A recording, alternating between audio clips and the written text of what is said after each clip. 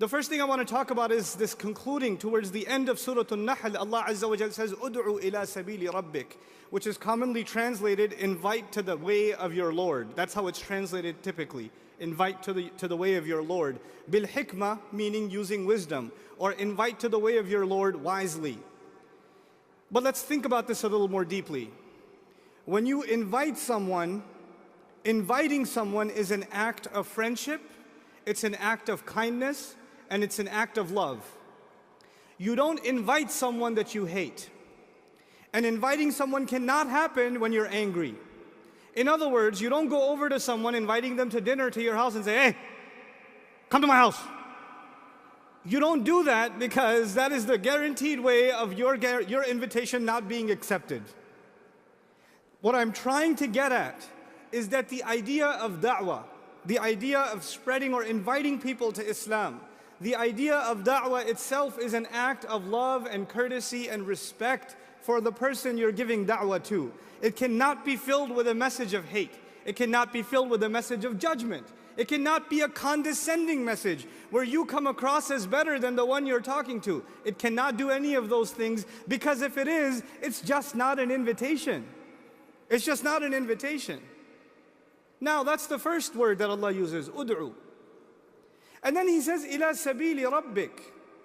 Call to the path of your master. Now, I want you to think about this. There's lots to talk about in classical tafsir, but I want to make it very simple for our audience today. It's really easy to understand.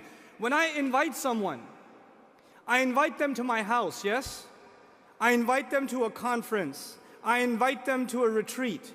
I invite them to this program. I invite them to a restaurant. Meaning, what I'm trying to say is you invite people to a destination. What you do is you invite people to a destination. But you don't call someone and say, "Hey, I want to invite you to Highway 95. That doesn't make any sense. You don't invite people to a path. You invite people to a what? A destination. That's what makes sense. Now think about what Allah said. Ud'u ila sabili rabbik. Invite people to what?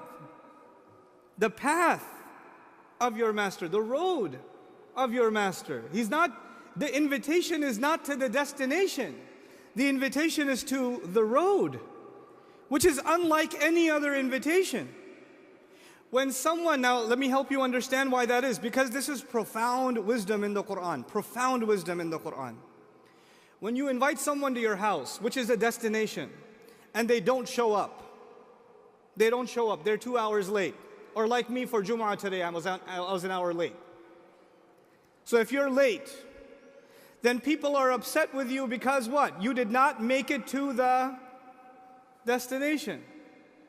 But if you were invited to the path, then it doesn't matter if you've traveled 1,000 miles, and it doesn't matter if you've only traveled 10 feet.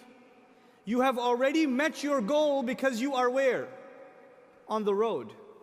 You're on the road. In other words, Allah Azza wa Jalla has given us a profound gift that to help us understand what da'wah means. You're not asking people to reach the destination of perfection. You're not asking people, we're not expecting from anyone, not from me, not from you. No one is expected to be an absolute, complete, perfect submission to Allah without any mistakes. No, no, no. And people aren't even expected to be at the same level, no.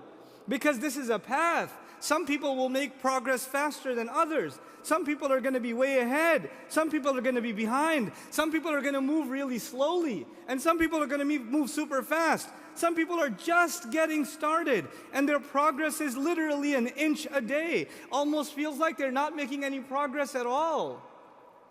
Feels like that. But you know what? All of that is a success. And if any of those people die, if any of them died on the road, meaning it feels like they were just traveling and they didn't even make it to their destination and their journey came to an end, they died.